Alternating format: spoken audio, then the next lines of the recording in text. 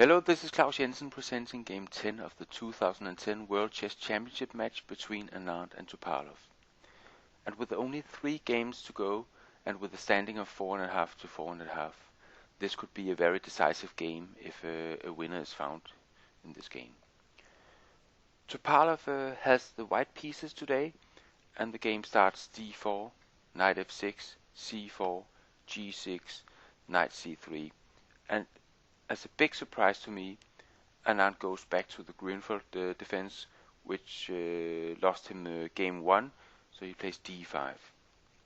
C takes d5, knight takes d5, e4, knight takes c3, b takes c3, bishop g7, bishop c4, c5, knight e2, knight c6, bishop e3, castles, castles, and this is following the line from game 1, and here Anand plays b6.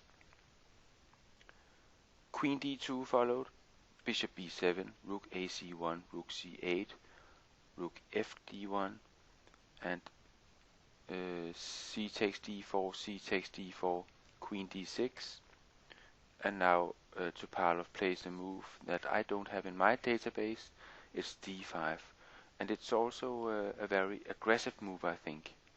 And Topalov is committing himself in the center, and he's also gaining some control of the c6 square.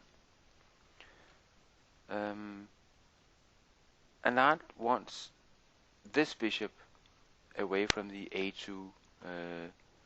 Sorry, that was some strange arrows here.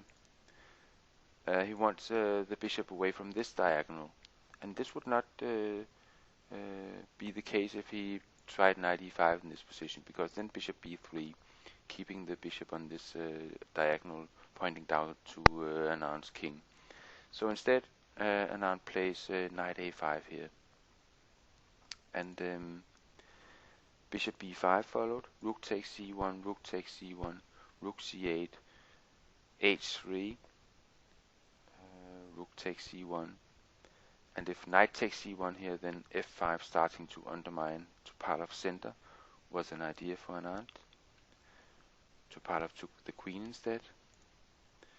e6, knight f4, e takes d5, knight takes d5, and then this undermining idea, f5, f3, f takes e4, f takes e4, queen e5. And I think at this point it's clear that Anand has equalized the game.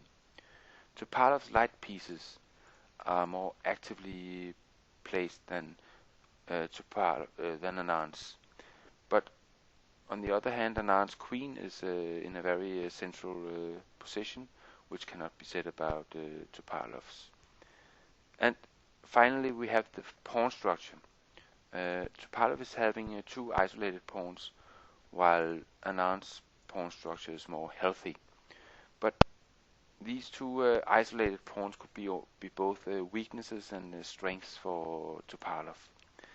The weaknesses are, of course, that these pawns are easily attacked, but the strength for Topalov is that this e-pawn is a pass pawn, and this could be very dangerous for Anand. So it's a very dynamic position with a lot of things still happening from here. Bishop d3 followed, knight c6, bishop a6, knight d4, queen c4, bishop takes d5, queen takes d5, queen takes d5, and e takes d5. Now we have this endgame with this pass pawn on d5, and the big question is this d5 pawn a liability for white or for black? Bishop e5 followed, king f2, king f7, both players centralizing their kings. Bishop d5, knight f5, g4, knight d6. And the best blockader of a pawn is the knight. That's what Nimzowitsch told the chess world 90 years ago. King f3, and now knight e8. Has Anand forgotten all about Nimzowitsch? Bishop c1, knight c7, bishop d3, bishop d6, king e4. No, the point of the relocation of a knight and bishop from Anand was that he wanted to play b5, which is now supported by the knight on c7. king d4, a6, bishop e2, king e7, bishop g5 check, king d7, bishop d2, bishop g3, g5, bishop f2 check, king e5, bishop g3 check, king e4, and knight e8. Now again heading for this d6 square, bishop g4 check, king e7, bishop e6, knight d6 check, king f3, knight c4, bishop c1, bishop d6, king e4, a5, bishop g4, bishop a3, bishop takes, knight takes, king e5, knight c4 check, king d4, king d6, bishop e2, knight a3, h4, knight c2, king c3, knight b4, bishop takes b5, knight takes a2 with check, king b3, knight b4, bishop e2, knight takes d5, h5, knight f4, h takes g6, h takes g6, bishop c4, and a draw was agreed here. And I think it was a very long endgame once again, but I think it was fairly balanced all the way, and that's why I just ran through the last 20 moves or so. I think Anand was pretty much in control in this endgame, and he made this maneuver of relocating his knight and bishop to play b5, and from there on he had fairly good control, as I said. So with only 2 games to go, the standing is 5-5, and it should be very interesting to see how Anand handles his last white game, which will be played on Sunday. And it's also interesting if the long and tiresome games we have witnessed the last few days will have any influence on the final outcome of the match.